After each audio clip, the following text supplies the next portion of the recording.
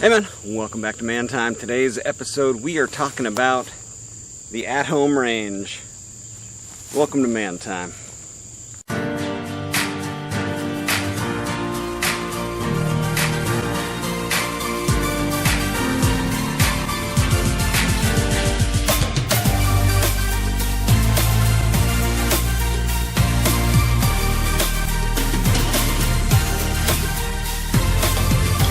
Well, as you can see in that intro from the overhead backup shot, we are by the barn dominium, the new homestead, and just off to the right-hand side, going back down into the woods here, is my new range. And I just kind of wanted to talk to you about it. I've been working on it now for a couple months, and it's been some ups and downs, and I'm going to talk about kind of where I started and then where I went to, some things to avoid. and I think I've got a pretty good setup now. That set of sawhorses there with the targets hanging off of it, that one I like to move, and that one will typically be sitting down at like 100 yards. But right now I've got a new pistol that I wanted to sight in, so I moved it way up here. So I'm shooting at about, I don't know, 30 yards or so. But yeah, this is kind of the setup here at the lower setup to where I can do some kind of moving action and stuff like that. You can see it's cleared out right in front here. There's a video, oh man, it's probably been a year ago or right about there, where I set up a log land and future septic field site. And that's going to be a little bit further over here, and I just got that finished up. And now I'm taking a minute here in the summertime in Texas to relax and just do some kind of fun stuff. But it's so hot here. It is about 8 a.m. and the humidity is just ridiculous. Like, everything is wet. I've been having mower issues, tractor issues, of course baling hay and all that stuff. But it's nice to step away and have this little playground, I guess you could say, right in your backyard. It's going to be super nice once we move in to the new barn dough here, and be able to come out the shop door, walk about, 50 or 100 feet, and arrive at this, and just go to plinking. So let's walk down here and take a little bit closer look at some of the ups and downs, some of the different targets that I got, and just kind of the general setup of the range here. Yeah, so we're kind of just past the area where we can move around a little bit, and like this area is kind of where you can kind of do the move and shoot, practice that. If you're serious about your target practice and stuff like that, you really want to practice, more than just sitting on a bench and shooting. That's going to be fine for most stuff, to include like hunting and things like that. But I'm getting a little bit more into it, where I'm doing some moving drills and some primary to secondary drills and stuff like that. But this is kind of a main feature here, and this is right at about, let's see here, probably 20 yards or so from the main spot. So this is perfect kind of 20-25 yard range for pistols, but it's also nice for rifles, and then being able to go at distance. One thing that's nice about doing like primary to secondary drills and moving is having those different distances. So I've got targets all the way back down there at the bottom to about 125 yards.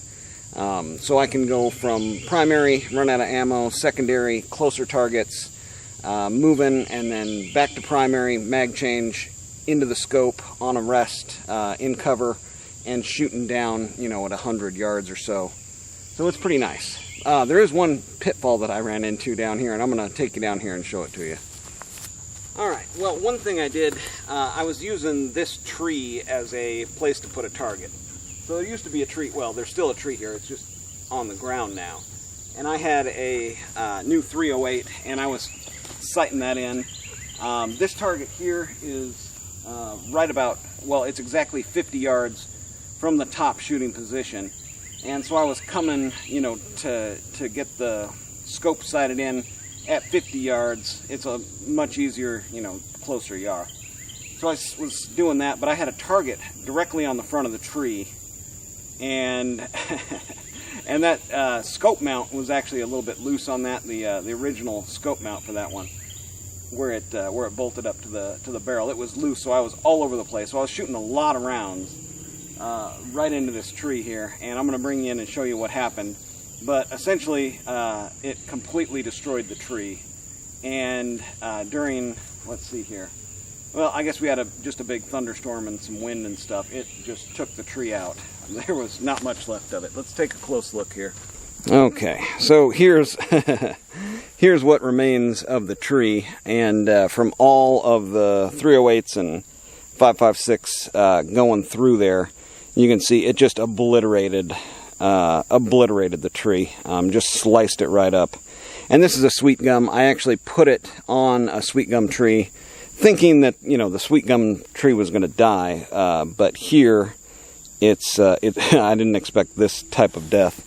But anyways, I utilized the stump to put another target on right here, and I maybe made that one a little bit high. But again, this is all downhill all the way down through there. And at the farthest point, kind of through those trees at the bottom, is out to about 200 yards. And then if I were to take out like some of the tops of them there, I could probably get out to about 300 across the swamp. But yeah, let's take a little bit closer look down the way here. Yeah, here's the aftermath of that tree coming down, and you can look up there and see that's the top of the shooting lane here. But yeah, there's the tree coming down. Luckily, it didn't, you know, hit anything too important. But so this is right about the 100-yard mark from the very top there, and this target I've got set up for, you know, of course, 100-yard shots. And it looks like I've got at least one of my guns is shooting pretty accurate and fairly well sighted in at 100. But let's continue down here. And here we are at the bottom of the shooting lane. You can see there I've got, I think that one is an 8-inch target there. And then I've got a little 4-inch target back over there. And again, these are about 125 yards out. And then if you look through there, all the way to where the sun is coming down. Let's see if we can zoom in here. Yeah, so here's our smaller targets, and then across the way where the sun is coming in down there, that's going to be about 300 yards, again, from the very top. Now let's pan around and see what it looks like looking up at the very top there. All right, well, you're thinking about building a range at home. Let's go through some of the tips and tricks, pointers, and advice I've got for you. One thing is pick an easy lane, right, and a safe lane. So at the bottom of this is basically a swamp, and I dug, you know, a pond down there at the bottom. I don't know how many years ago, but it's always been wet, and it's always been just kind of overgrown and basically useless, right? So I picked a downhill into a swampy area that is pretty much useless. There's never going to be anything or anyone other than hogs and, you know, animals living down there. But yeah, this should actually serve two purposes, right? For target practice like this, or for like a hog hunt or something. If I want to bait them down there at the bottom, I've got a spot where I can come and, you know, clear lane, safe shooting zone, and, you know, about a 200-yard shot to the very bottom there. And let's see, so setting it up, the first thing was I was walking through, since I found this was going to be my safe shooting zone, I started walking through the forest here and picking an easy lane, right? And it was kind of starting at the top, like looking at what would be a good spot up at the top that I could kind of set up, maybe have some shade, and a flat spot, and, you know, car access and that sort of thing. And then from there started walking, you know, basically in a straight line.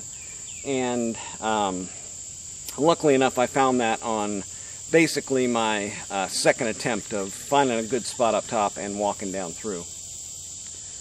From there, it was grab a good little reliable handsaw and just start cutting a path down through the woods here.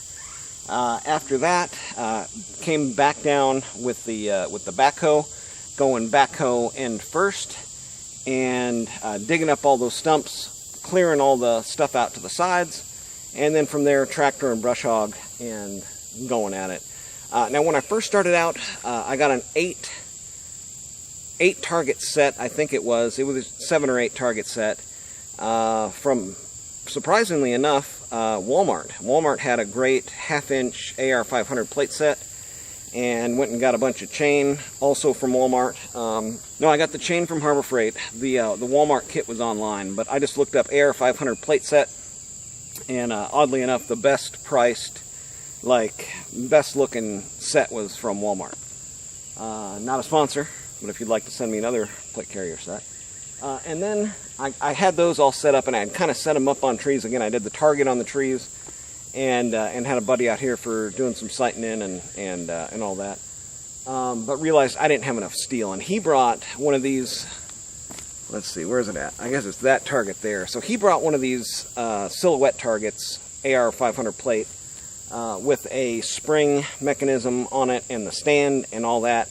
And we were having a ton of fun with that. Like I realized right away, like that is something I need to add. I added that. I started running some drills with it, and it wasn't enough. So I ended up getting 2 more. You can see there. 2 have stands, and then 1 without the stand. But I got all of those on Amazon.